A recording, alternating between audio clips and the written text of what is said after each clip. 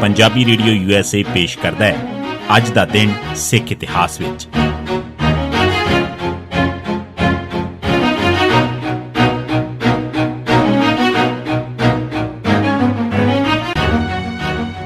ਸਿੱਖ ਇਤਿਹਾਸ ਦੀਆਂ ਘਟਨਾਵਾਂ 'ਚ 19 ਨਵੰਬਰ ਦਾ ਦਿਨ 1920 ਪੰਜਾ ਸਾਹਿਬ ਤੇ ਸਿੱਖਾਂ ਦਾ ਕਬਜ਼ਾ ਹੋ ਗਿਆ। 15-16 ਨਵੰਬਰ 1920 ਨੂੰ ਸ਼੍ਰੋਮਣੀ ਗੁਰਦੁਆਰਾ ਪ੍ਰਬੰਧਕ ਕਮੇਟੀ ਕਾਇਮ ਹੋ ਗਈ। ਸ਼੍ਰੋਮਣੀ ਕਮੇਟੀ ਕਾਇਮ ਹੋਣ ਦੇ ਅਗਲੇ ਦਿਨ ਹੀ ਖਬਰ ਪੁੱਜੀ ਕਿ ਗੁਰਦੁਆਰਾ ਪੰਜਾ ਸਾਹਿਬ ਦਾ ਮਹੰਤ ਮਿੱਠਾ ਸਿੰਘ ਮਰ ਗਿਆ। ਇਸ ਤੇ ਕਰਤਾਰ ਸਿੰਘ ਝੱਬਰ ਨੇ 18 ਨਵੰਬਰ ਦੇ ਦਿਨ ਕੁਝ ਸਿੰਘਾਂ ਨੂੰ ਨਾਲ ਲਿਆ ਤੇ ਪਿੰਡ ਹਸਨ ਅਬਦਾਲ ਵੱਲ ਝਾਲੇ ਪਾ ਦਿੱਤੇ। 19 ਨਵੰਬਰ ਸਵੇਰ ਵੇਲੇ ਸਿੰਘਾਂ ਨੂੰ ਕੀਰਤਨ ਤੋਂ ਰੋਕਣ ਦੀ ਕੋਸ਼ਿਸ਼ ਕੀਤੀ ਗਈ, ਪਰ ਸਿੰਘ ਨਾ ਰੁਕੇ। ਇਸ ਮਗਰੋਂ ਪ੍ਰਸ਼ਾਦ ਬਣ ਕੇ ਆ ਗਿਆ, ਜੋ ਇੱਕ ਹੁੱਕਾ ਪੀਣ ਵਾਲੇ ਨੇ ਬਣਾਇਆ ਸੀ। ਸਿੰਘਾਂ ਨੇ ਉਸ ਨੂੰ ਕਬੂਲਣ ਤੋਂ ਨਾ ਕਰ ਦਿੱਤੀ। ਸੰਤ ਸਿੰਘ ਨੇ ਜਥੇ ਦੇ ਸਿੱਖਾਂ ਨੂੰ ਹਿੰਦੂ ਵਿਰੋਧੀ ਆਖ ਕੇ ਮੁਕਾਮੀ ਹਿੰਦੂਆਂ ਨੂੰ ਸਿੱਖਾਂ ਦੇ ਗਲ ਪਾਉਣ ਦੀ ਕੋਸ਼ਿਸ਼ ਕੀਤੀ, ਪਰ ਝੱਬਰ ਨੇ ਉਹਨਾਂ ਨੂੰ ਸਮਝਾ ਕੇ ਚੁੱਪ ਕਰਵਾ ਦਿੱਤਾ। ਸੰਤ ਸਿੰਘ ਦੁਪਹਿਰ ਵੇਲੇ ਫਿਰ ਕੈਂਬਲਪੁਰ ਦੀ ਪੁਲਿਸ ਲੈ ਆਇਆ। ਉਹਨਾਂ ਨੇ ਡਰਾ ਧਮਕਾ ਕੇ ਸਿੰਘਾਂ ਨੂੰ ਉੱਥੋਂ ਕੱਢਣ ਦੀ ਕੋਸ਼ਿਸ਼ ਕੀਤੀ, ਪਰ ਸਿੰਘ ਡਟੇ ਰਹੇ। ਹਿੰਦੂ ਪੁਲਿਸੀਏ ਗੁਰਦੁਆਰੇ ਦੀ ਹਦੂਦ ਅੰਦਰ ਹੁੱਕਾ ਪੀਂਦੇ ਰਹੇ। ਇਹ ਵੇਖ ਕੇ ਸਿੰਘ ਰੋਹ ਵਿੱਚ ਆਏ, ਪਰ ਝੱਬਰ ਨੇ ਉਹਨਾਂ ਨੂੰ ਪੁਰਅਮਨ ਰਹਿਣ ਵਾਸਤੇ ਆਖਿਆ। ਜਦੋਂ ਸੰਤ ਸਿੰਘ ਦੇ ਸਾਰੇ ਹਰਬੇ ਫੇਲ ਹੋ ਗਏ ਤਾਂ ਉਸਨੇ ਹਥਿਆਰ ਸੁੱਟ ਦਿੱਤੇ ਤੇ ਸਮਝੌਤਾ ਕਰਨਾ ਚਾਹਿਆ। ਗੁਰੂ ਗ੍ਰੰਥ ਸਾਹਿਬ ਦੀ ਹਜ਼ੂਰੀ 'ਚ ਉਸ ਨਾਲ ਵੀ ਵਿਚਾਰਾਂ ਹੋਈਆਂ। ਉਹ ਇੱਕ ਕਮੇਟੀ ਦੇ ਇੰਤਜ਼ਾਮ ਹੇਠਾਂ ਗੁਰਦੁਆਰੇ 'ਚ ਮਹੰਤੀ ਦੀ ਸੇਵਾ ਕਰਨੀ ਮੰਨ ਗਿਆ। ਇਸ ਤੇ ਗੁਰਦੁਆਰੇ ਦੀ ਕਮੇਟੀ ਚੁਣੀ ਗਈ। ਇਸ 'ਚ ਰਾਮ ਸਿੰਘ ਸਾਹਣੀ ਪ੍ਰਧਾਨ ਚੁਣੇ ਗਏ। ਮਗਰੋਂ ਕਰਤਾਰ ਸਿੰਘ ਝੱਬਰ ਤੇ ਸੁੰਦਰ ਸਿੰਘ ਨੀਲਾ ਨੂੰ ਵੀ ਮੈਂਬਰ ਪਾ ਲਿਆ ਗਿਆ।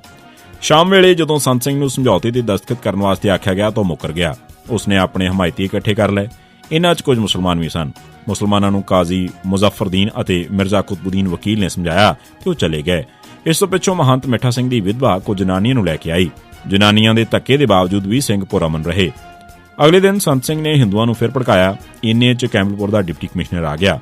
ਉਸਨੇ ਹਿੰਦੂਆਂ ਦੇ ਹਜੂਮ ਨੂੰ ਸਮਝਾਇਆ। ਜਦੋਂ ਹਿੰਦੂ ਫਿਰ ਵੀ ਨਾ ਹਟੇ ਤਾਂ ਝੱਬਰ ਨੇ ਡੀਸੀ ਨੂੰ ਆਖਿਆ ਕਿ ਹਿੰਦੂ ਕਿਸੇ ਦੇ ਆਖੇ ਤੇ ਰੌਲਾ ਪਾਉਣ ਵਾਲੇ ਹਨ, ਅਸੀਂ ਇਹਨਾਂ ਨੂੰ ਚੰਦ ਪਲਾਂ 'ਚ ਸਹੀ ਕਰ ਸਕਦੇ ਹਾਂ। ਝੱਬਰ ਨੇ ਡੀਸੀ ਨੂੰ ਇਸ ਦਾ ਸਬੂਤ ਵਿਖਾਉਣ ਵਾਸਤੇ ਸਿਰਫ 2 ਸਿੱਖ ਅੱਗੇ ਕੀਤੇ।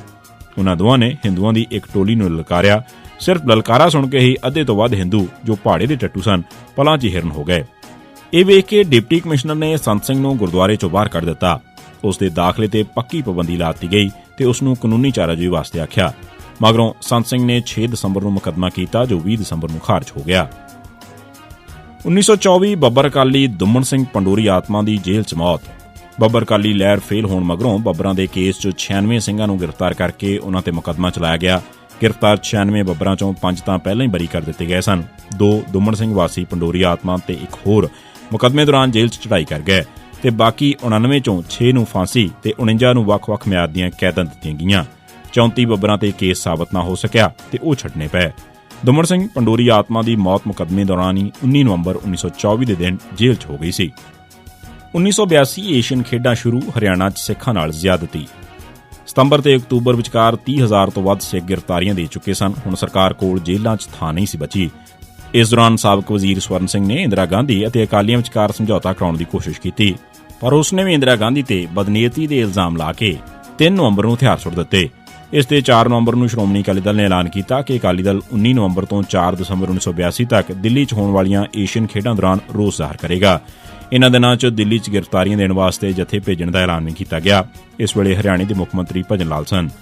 ਉਸਨੇ ਹਰਿਆਣਾ ਪੁਲਿਸ ਅਤੇ BSF ਦੀਆਂ ਬਹੁਤ ਸਾਰੀਆਂ ਬਟਾਲੀਅਨਾਂ ਸੂਬੇ 'ਚ ਤੈਨਾਤ ਕਰ ਦਿੱਤੀਆਂ। ਉਸਨੇ ਹਰ ਸੜਕ ਜੋ ਪੰਜਾਬ 'ਚ ਆਉਂਦੀ ਸੀ ਤੇ ਕਈ ਨਾਕੇ ਲਾਉਣ ਅਤੇ ਪੰਜਾਬ 'ਚੋਂ ਹਰਿਆਣਾ ਵੱਲ ਦਾਖਲ ਹੋਣ ਵਾਲੇ ਹਰ ਸਿੱਖ ਨੂੰ ਰੋਕਣ ਦੇ ਹੁਕਮ ਜਾਰੀ ਕਰ ਦਿੱਤੇ। ਇਸੇ ਤਰ੍ਹਾਂ ਹੀ ਹਰਿਆਣੇ 'ਚੋਂ ਜੋ ਸੜਕ ਦਿੱਲੀ ਨੂੰ ਜਾਂਦੀ ਸੀ ਉਸ ਤੇ ਵੀ ਨਾਕੇ ਲਾ ਦਿੱਤੇ ਗਏ ਤਾਂ ਕਿ ਪੰਜਾਬ ਹੀ ਨਹੀਂ ਹਰਿਆਣਾ 'ਚੋਂ ਵੀ ਕੋਈ ਸਿੱਖ ਦਿੱਲੀ 'ਚ ਦਾਖਲ ਨਾ ਹੋ ਸਕੇ। ਸਾਰੀਆਂ ਸਰਹੱਦਾਂ ਤੇ ਵਿਦੇਸ਼ੀ ਮੁਲਕ ਦੀ ਇਮੀਗ੍ਰੇਸ਼ਨ ਵਾਂਗ ਬਾਰਡਰ ਸੀਲ ਕਰਕੇ ਹਰ ਕਾਰ, ਟਰੱਕ, ਬੱਸ ਤੇ ਗੱਡੀ ਨੂੰ ਰੋਕ ਕੇ ਉਸ 'ਚੋਂ ਹਰ ਪੱਗ ਵਾਲੇ ਸ਼ਖਸ ਨੂੰ ਉਤਾਰਿਆ ਗਿਆ। ਉਸ ਦੀ ਤਲਾਸ਼ੀ ਲਈ ਗਈ ਤੇ ਬੇਇੱਜ਼ਤ ਕਰਕੇ ਵਾਪਸ ਭੇਜ ਦਿੱਤਾ ਗਿਆ। ਇਨ੍ਹਾਂ ਬੇਇੱਜ਼ਤ ਹੋਣ ਵਾਲਿਆਂ 'ਚ ਹਾਈ ਕੋਰਟ ਦੇ ਜੱਜ, ਸੀਨੀਅਰ ਬਾਵਰਦੀ ਫੌਜੀ ਅਫਸਰਾਂ ਸਣੇ ਬੰਗਲਾਦੇਸ਼ ਦੀ ਜੰਗ ਦੇ ਜੇਤੂ ਜਨਰਲ ਅਰੋੜਾ, ਸਾਬਕਾ ਕੇਂਦਰੀ ਵਜ਼ੀਰ ਸਵਰਨ ਸਿੰਘ, ਸੀਨੀਅਰ ਸਰਕਾਰੀ ਅਫਸਰ, ਵੱਡੇ-ਵੱਡੇ ਵਪਾਰੀ ਤੇ ਕਈ ਮੋਹਤਬਰ ਸ਼ਖਸੀਅਤਾਂ ਵੀ ਸਨ। 1985 ਪਟਿਆਲਾ ਜੇਲ੍ਹ 'ਚ ਗੁਰਦੁਆਰਾ ਸਾਹਿਬ ਦਾ ਨੀਂਹ ਪੱਥਰ ਰੱਖਿਆ ਗਿਆ। 19 ਨਵੰਬਰ 1985 ਦੇ ਦਿਨ ਪਟਿਆਲਾ ਜੇਲ੍ਹ 'ਚ ਗੁਰਦੁਆਰਾ ਸਾਹਿਬ ਦਾ ਨੀਂਹ ਪੱਥਰ ਰੱਖਿਆ ਗਿਆ। ਇਸ ਵੇਲੇ ਸੁਰਜੀਤ ਸਿੰਘ ਬਰਨਾਲਾ ਦੀ ਸਰਕਾਰ ਸੀ, ਪਰ ਇਸ ਸਮਾਗਮ 'ਚ ਫੈਡਰੇਸ਼ਨ ਦੇ ਵਰਕਰਾਂ ਨੂੰ ਸ਼ਾਮਲ ਨਾ ਹੋਣ ਦਿੱਤਾ ਗਿਆ। ਇਹ ਸੀ ਸਿੱਖ ਇਤਿਹਾਸ ਦੀਆਂ ਘਟਨਾਵਾਂ 'ਚ 19 ਨਵੰਬਰ ਦਾ ਦਿਨ। ਸੁਣਦੇ ਰਹੋ ਪੰਜਾਬੀ ਰੇਡੀਓ USA। ਸਿੱਖ ਇਤਿਹਾਸ ਨਾਲ ਸੰਬੰਧਿਤ ਇਹ ਘਟਨਾਵਾਂ ਡਾਕਟਰ ਹਰਜਿੰਦਰ ਸਿੰਘ ਦਲਗੀਰ ਦੀ ਕਿਤਾਬ ਸਿੱਖ ਤਵਾਰੀਖ 'ਚੋਂ ਧੰਨਵਾਦ ਸਹਿਤ ਲਈਆਂ ਗਈਆਂ ਨੇ। ਸੁਣਦੇ ਰਹੋ ਪੰਜਾਬੀ ਰੇਡੀਓ USA।